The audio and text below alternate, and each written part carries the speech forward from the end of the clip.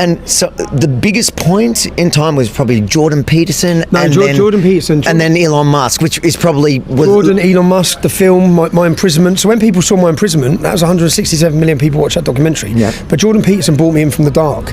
I was censored, I was isolated, and I was toxic. And they'd successfully had a campaign against me to brand me as that. Because that's what they do, yeah? And they don't want anyone to listen to you. So people don't even take the time to actually listen to you. Even if they might see your video, don't listen to it. Jordan Peterson then sat down with me, and that had 4 million views. And I know it shifted because of the letters I received when I was in jail. All the letters were like, I sat and watched on Jordan Peterson, and I couldn't believe what I was hearing. And then from Jordan Peterson was a stepping stone. And from Jordan Peterson, I watched Panadrome, and I sat and read for 7 months. I was on solitary confinement, and I had bags put in my cell every day. And I realised then, something big's happening here. Yeah, something big's happening here right now. And then Elon Musk, and then if people are going back, which I've started to do, and they're looking at older videos, they're realising, which I've sat on podcasts now recently with people who hated me, who have said, yeah, I fucked up, I'm sorry. So I've got people apologising to me everywhere I'm going, yeah, apart from at St Pancras train station.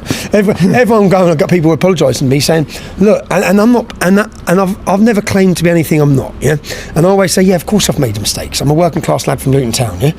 It was never going to be to take on militant Islam in this country. It was never going to be nurses, was it? Yeah.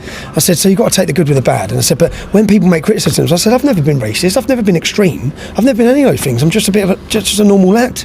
I've had people literally walk up to me and tell me, oh, have you heard of Tommy Robinson? I'm like, have you heard of Tommy Robinson? Like, dude, like, welcome. No, but it's a great feeling for me. It's a great feeling for me because everywhere I'm walking, I'm getting. You feel vindicated. I feel vindicated, but I've always said I never want to be able to say I told you so, because if you would have listened a decade ago, how much more could we have prevented? We are now, this country's at breaking point.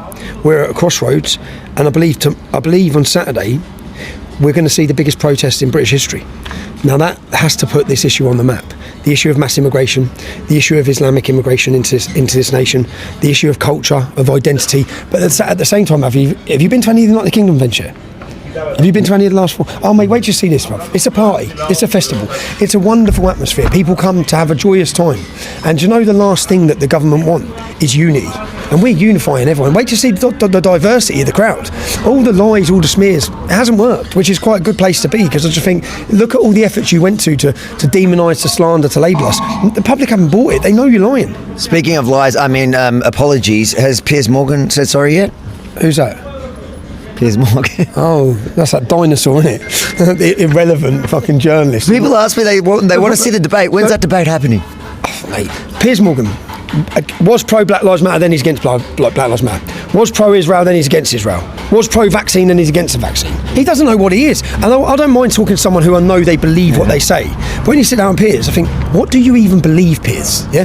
And all he done, when I went on his show last time, again, it hasn't aged well for him. The video hasn't aged well, because what he done is he screamed at me and screamed all these labels, calling me Islamophobe. And then Jordan Peterson, when I was in jail, I come out of jail and watched Jordan Peterson hand him his arse, yeah. And then I watched Gad Saad absolutely annihilate him. And I watched all these presenters literally stand and say exactly the same as what I've said, whilst he sat there nodding. I think, well, you didn't nod with me. And again, it's just a class issue. That's all it is, it's a class issue. So he sits there and listens to them. But I think Jordan Peterson, Gad Saad, Elon Musk, so many people have helped. In fact, everything you're going to witness happen this Saturday, each stepping stone, each thing has played its part, yeah? And Elon Musk buying X and giving the British public an opportunity to have a platform for debate has resulted in what we're going to see on Saturday. And I hope you're going to see the biggest protest in British history, and I hope you're going to see the spark of a cultural revolution in Britain. Now, in a blistering live stream last night, right-wing activist Tommy Robinson launched a fresh wave of attacks against broadcaster Piers Morgan, dismissing him as a dinosaur and an irrelevant journalist while questioning his credibility on key political and cultural issues. Robinson, who has long clashed with mainstream media figures, used the broadcast to revisit his ongoing feud with Morgan, accusing the British commentator of hypocrisy and ideological inconsistency. Piers Morgan was pro-Black Lives Matter. Then he's against Black Lives Matter. Was pro-Israel. Then he's against Israel. He doesn't know what he is, Robinson said. According to Robinson, this inconsistency disqualifies Morgan from serious debate. I don't mind talking to someone who I know believes what they say. But when you sit down with Piers, I think, what do you even believe? Robinson also referenced his past appearance on Morgan's program, framing it as a moment that has aged poorly for the television hosts. He accused Morgan of resorting to screaming and labels, notably calling him an Islamophobe, rather than engaging in substantive debate. What he done is he screamed at me and screamed at me and screamed all these labels. And then Jordan Peterson handed him his ass, Robinson declared, pointing to subsequent high-profile interviews where academics and commentators such as Jordan Peterson and Gad Syed challenged Morgan on similar themes. Robinson broadened his remarks beyond Morgan, linking his own political trajectory to recent shifts in the digital landscape. He credited Elon Musk's purchase of X, formerly Twitter, with opening up new opportunities for free debate in Britain. Elon Musk buying X and giving the British public an opportunity to have a platform for debate has resulted in what we're going to see on Saturday. He told viewers, hinting at an upcoming event he described as the culmination of each stepping stone in a broader political struggle. Robinson's remarks come at a time when both free speech debates and trust in mainstream journalism are flashpoints in British political life. By painting Morgan as emblematic of establishment hypocrisy, Robinson is positioning himself once again as an outsider willing to confront figures of the media elite.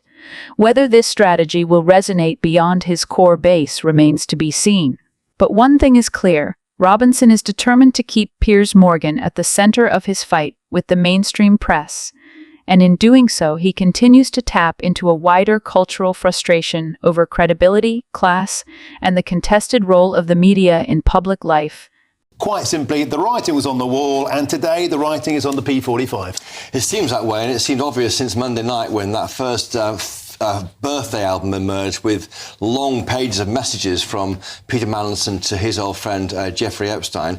Now he's gone, it's turning into what did the government know, what warnings were ignored, and is that a judgment call wrongly made by the Prime Minister? Now on Chopper's political podcast out tomorrow, we've talked to Lord Glassman, yes, the father of Blue Labour, and of course formerly quite close to Morgan McSweeney, and maybe still quite close to Morgan McSweeney, who was the key person behind Keir Starmer. He's the Chief of Staff. Lord Glassman told us this. He says warnings were given to Number 10 directly about Lord Mandelson. Here's what he told me. Ooh. Here next week. I could ask you about the controversy about Peter Mandelson. You're following all this, are you?